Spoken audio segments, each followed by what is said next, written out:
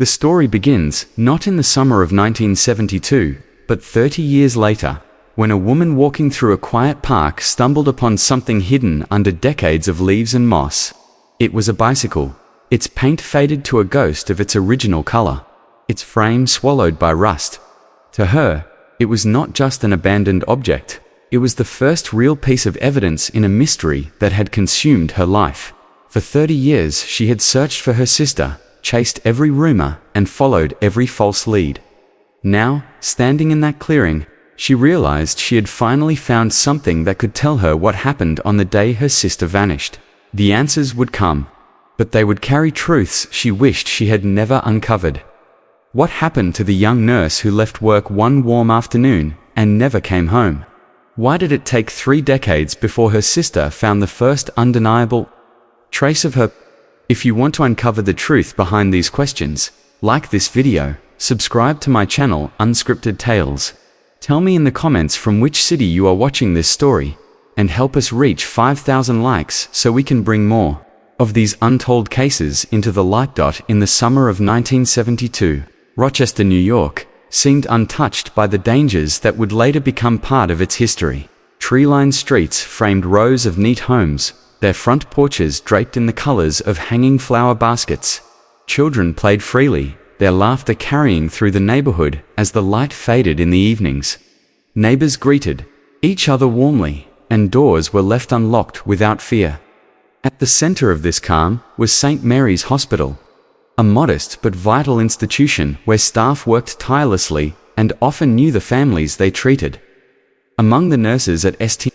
Mary's was 32-year-old Angela Mitchell. She had worked in the children's ward for 8 years, becoming known for her patience, her quiet confidence, and the way she could put even the most frightened child at ease. She lived in a small apartment on Elm Street, less than 2 miles from the hospital. Each day she rode to work on her powder blue bicycle, a wicker basket fastened to the front for her lunch and personal belongings. She dreamed of one day owning a small home with a garden where she could grow flowers. But until then she was content with her work, her modest apartment, and the quiet rhythm of her life. Her closest relationship was with her younger sister, Margaret Thompson. Their bond had been forged in childhood when their parents divorced, and they learned to rely on each other. They spoke every Tuesday evening without fail, sharing updates about their days and their plans for the week ahead. On Sundays after church, they met for coffee, often lingering for hours in quiet conversation. Margaret kept a spare key to Angela's apartment, and Angela often looked after Margaret's children. They trusted each other completely. Neither of them could have imagined that one summer afternoon, that trust and connection would become the driving force behind a search that would last more than half a lifetime. Monday, June 12, 1972, began like countless others for Angela. She woke before dawn, made herself a small breakfast, and left her apartment on Elm Street with her nurse's cap neatly pinned in place. The morning was warm, the sunlight spilling through the trees as she pedaled toward St. Mary's Hospital on her powder blue bicycle. She arrived at 6:30 a.m., ready for the morning shift in the children's ward. Her day passed in the usual rhythm of caring for her young patients. She checked charts, administered medicine, and comforted worried parents. By mid-afternoon, she was speaking with a colleague about a boy recovering from pneumonia, promising to check on him again before heading home. At 3:15 p.m., 15 minutes later than usual, she clocked out. The security guard at the back entrance, Robert Mills, saw her wheel her bicycle from the rack, adjust her cap, and head toward the street. He noticed nothing unusual. Route home was one she had taken hundreds of times. From the hospital, she would turn left onto Main Street, then right onto Oak Avenue, following it for about a mile before winding through quieter residential streets toward her apartment.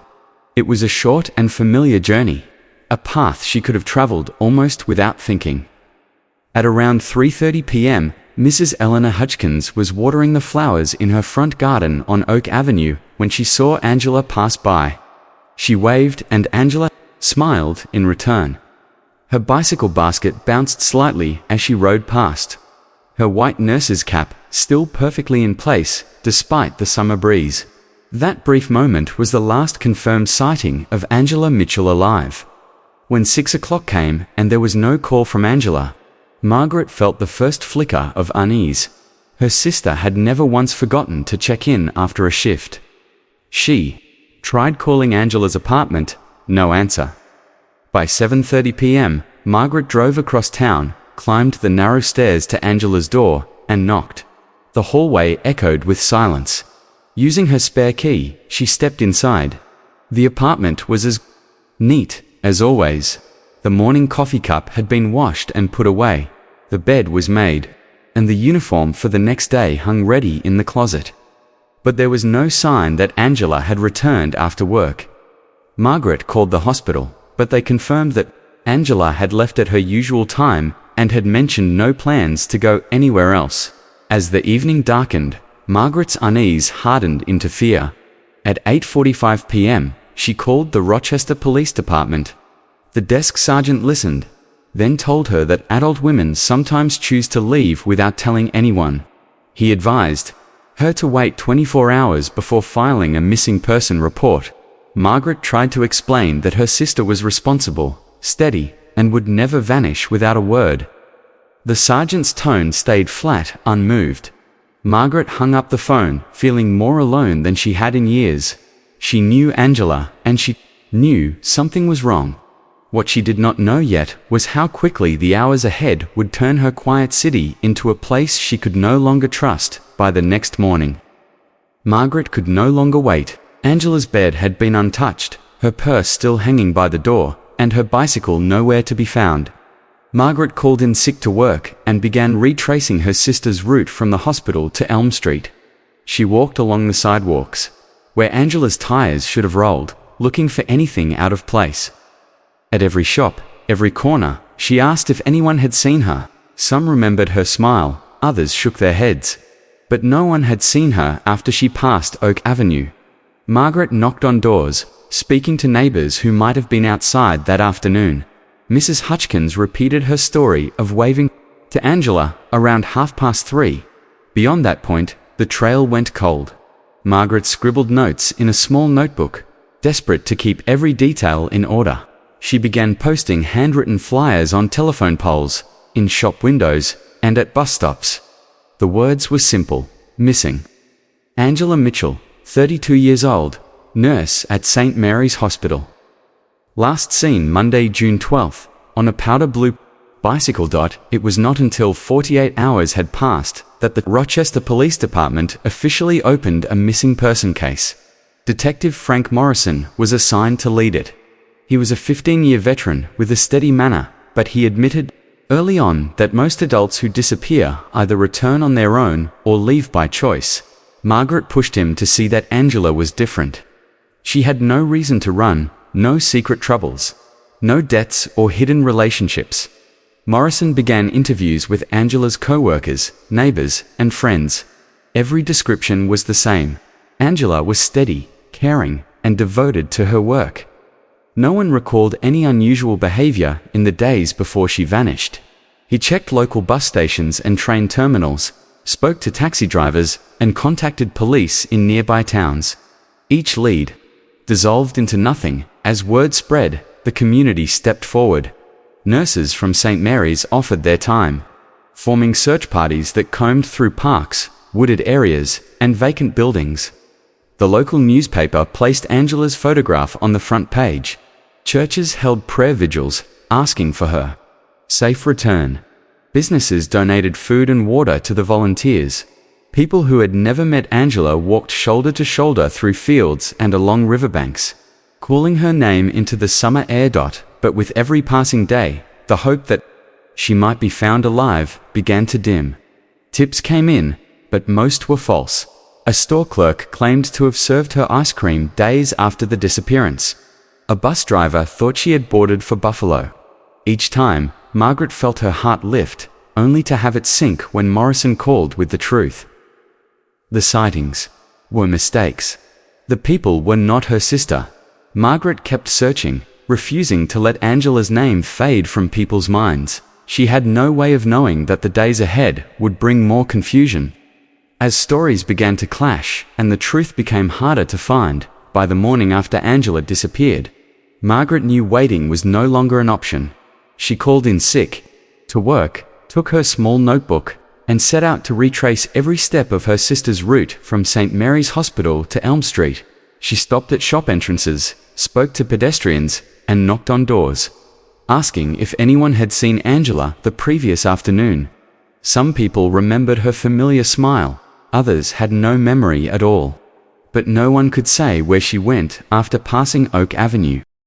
Margaret visited every small business along the way, posting handwritten flyers that read, "Missing, Angela Mitchell, 32 years old, nurse at St. Mary's Hospital.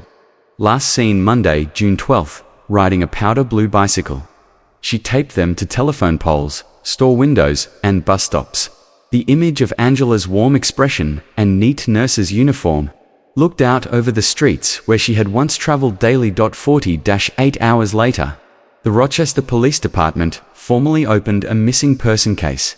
Detective Frank Morrison was assigned to lead the investigation. With 15 years of experience, he was methodical, but he admitted quietly that most missing adults either returned on their own or had chosen to leave. Margaret pushed him to understand that Angela was not that kind of person. She had no reason to run, no trouble that she kept hidden, and no debts or conflicts in her life. Morrison began by speaking with Angela's colleagues, friends, and neighbors. Every account was the same. Angela was reliable, steady, and entirely devoted to her work. He checked bus and train stations, called local motels, and alerted surrounding towns. Still, there was nothing to suggest where she had gone. The community began to rally. Nurses from St. Mary's offered their days off to search through wooded areas, parks, and abandoned buildings. The local newspaper ran Angela's story on the front page. Churches gathered to hold prayer vigils, and local businesses provided food and supplies for volunteers. High school students walked shoulder to shoulder along riverbanks and open fields, calling Angela's name. Leads began to arrive, but most collapsed under scrutiny. A bus driver thought he saw her boarding a Greyhound headed for Buffalo. A store clerk believed she had served Angela ice cream a few days after the disappearance. Each time, Margaret's hope rose only to fall when Morrison confirmed it was a mistake. The investigation became more complicated as conflicting witness accounts began to surface. One man swore he saw Angela speaking with a man in a dark sedan near Oak and Pine. A teenager claimed to have seen her cycling in the opposite direction toward Maple Street at nearly the same time. Another woman insisted she had seen Angela enter Riverside Park, though a worker there that day reported no such sighting. The contradictions blurred the timeline, leaving Morrison unable to pin down her last moments. Adding to the mystery, Angela's bank account remained untouched. There were no withdrawals, no signs of a planned departure, and no unusual spending. Every trace of her everyday life stopped on June 12th. As if she had been lifted out of the world without warning, Margaret held on to the belief that her sister had not walked away from her life, but she could not yet see how much stranger and more frustrating the search was about to become. Weeks passed, and the momentum that had once surrounded Angela's case began to fade. Search parties grew smaller, newspaper articles moved from the front page to the back, and calls to the police station brought the same answer every time. There were no new leads. The official resources that had once been focused on finding her were quietly redirected to newer, more urgent cases. Detective Morrison still took Margaret's calls, but she could hear it in his voice. The trail had gone cold. Margaret refused to stop. She took money from her savings and hired a private investigator named Robert Hale, a retired detective known for solving missing person cases. Hale reviewed every report, every statement, and every tip. He retraced Angela's route and re-interviewed witnesses. After weeks of effort, he could only confirm what Margaret already knew. There was no clear suspect, no trace of where Angela had gone, and no evidence strong enough to point in any direction. Desperate for anything, Margaret began speaking to psychics. Some told her Angela was still alive. Others claimed she had passed away. One said she was near water. Another insisted she was in a basement. The details shifted with every visit, and the visions never produced anything tangible. Still, Margaret listened, hoping that one of them might say something she could follow. At home, the search was beginning to take a toll. Margaret's husband, Daniel, supported her at first, but as months went by, the strain began to show. Their conversations became short, their time together filled with silence. Her children could not understand why their mother was so often tired, distracted, and sad. Nights were restless, her mind replaying the same questions until dawn. Through it all, Angela's apartment remained exactly as she had left it.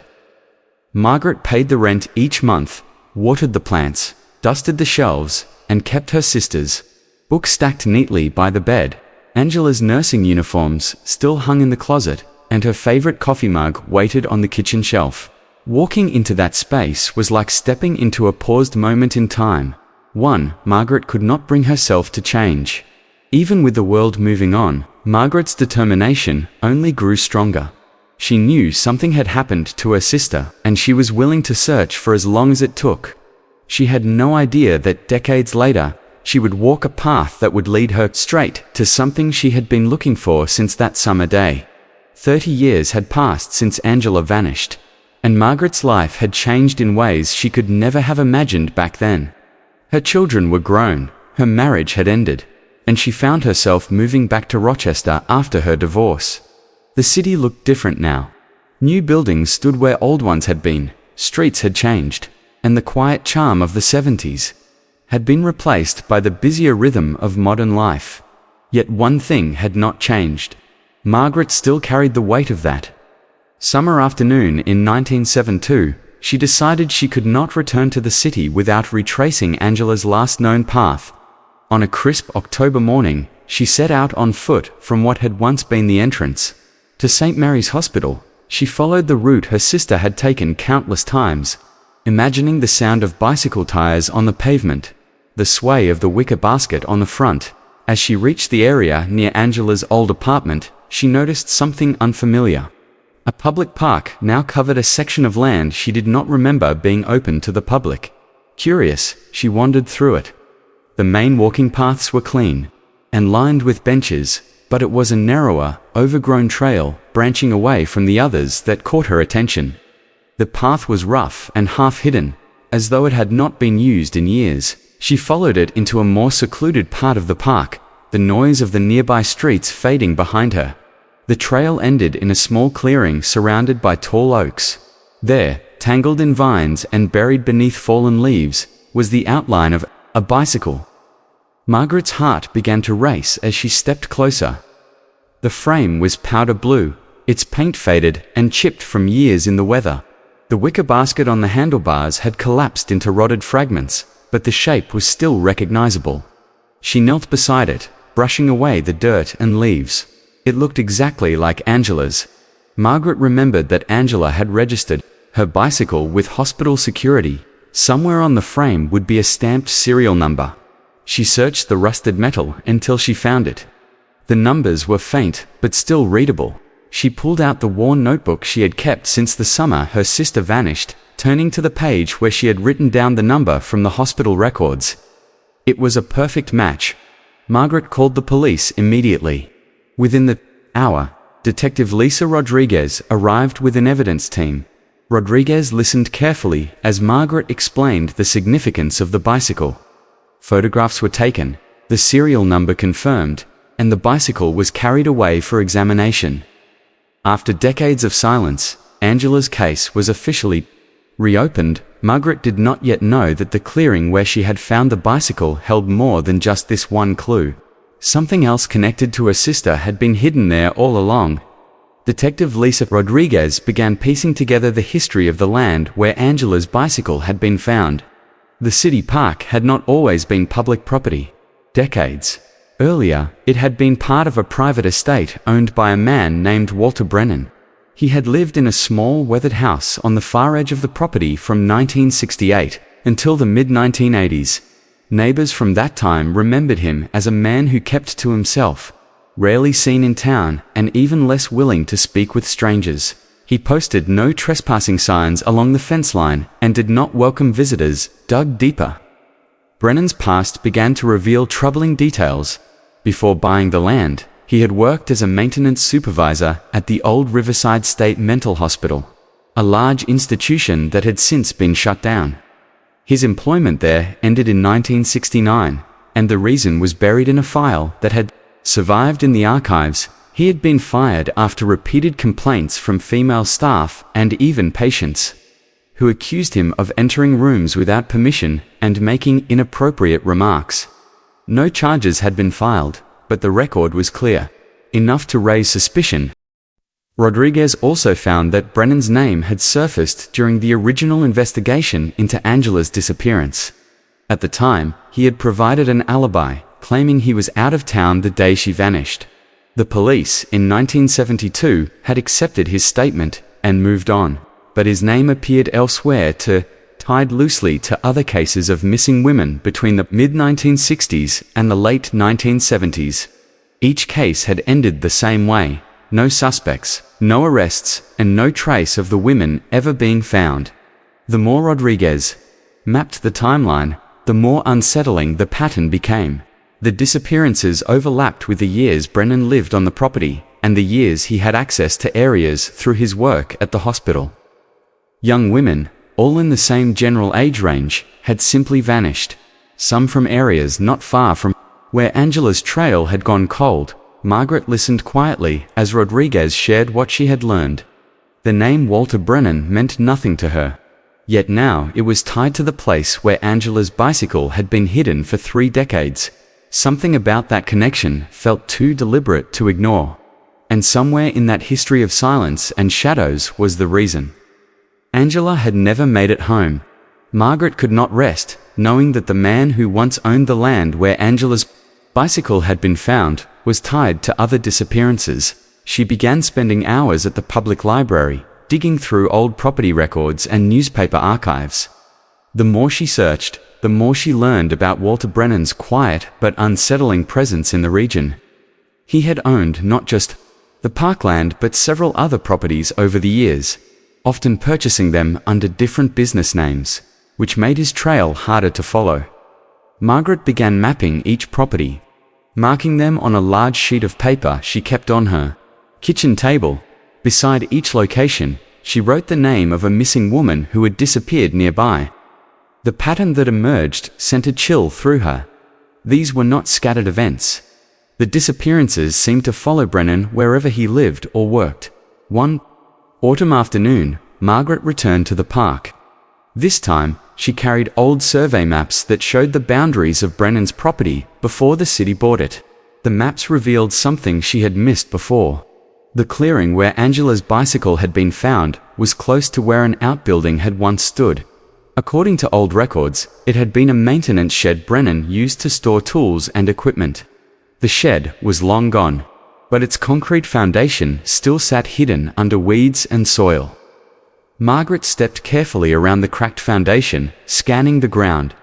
In one corner, the dirt looked slightly different, as though it had been disturbed long ago. She knelt down and began to dig with a small gardening trowel she had brought along. Just a few inches below the surface, her trowel struck something hard. It was a rusted metal box, about the size of a shoebox, with a simple latch. Her hands trembled as she pried it open. Inside, wrapped in brittle, decaying plastic, were driver's licenses belonging to several different women. The photographs on them showed faces young and smiling, women who had likely been close to Angela's age. Beneath the licenses were small personal items: a pair of earrings, a silver locket, a hospital name badge, and then she saw it. A photograph of Angela, taken outside St. Mary's Hospital just days before she disappeared. It was not a posed picture. Angela had been captured mid-step, holding her bicycle, unaware that anyone was watching. Margaret felt her chest tighten. This was not random. These were trophies, kept by someone who had hunted women and kept pieces of their lives as proof. Everything in the box pointed to one person: Walter Brennan. Margaret closed the box slowly, knowing she was holding something that could finally explain why her sister never came home. But she also knew that the truth she had uncovered would not be easy for anyone to face. Margaret took the rusted metal box straight to Detective Rodriguez. She laid out the driver's licenses, the personal items, and Angela's photograph on the table. Rodriguez examined everything carefully, her expression tightening. She agreed that the evidence was serious, but Margaret noticed hesitation in her voice. Rodriguez explained that because some of the victims were from other counties, different police jurisdictions would need to be involved. She warned that coordinating such an investigation could take months, even years.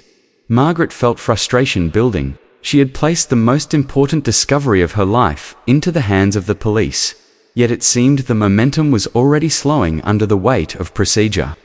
Each time she called for an update, she heard the same careful phrases: still reviewing, still waiting on responses, still gathering information.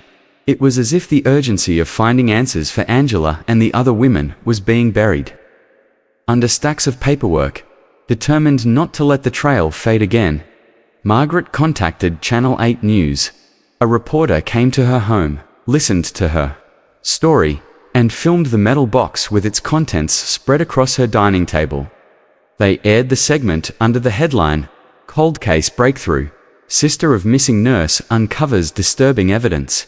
Viewers saw Angela's photograph and heard Margaret explain how she had found the bicycle and the hidden box on Brennan's former property. The story drew an immediate reaction.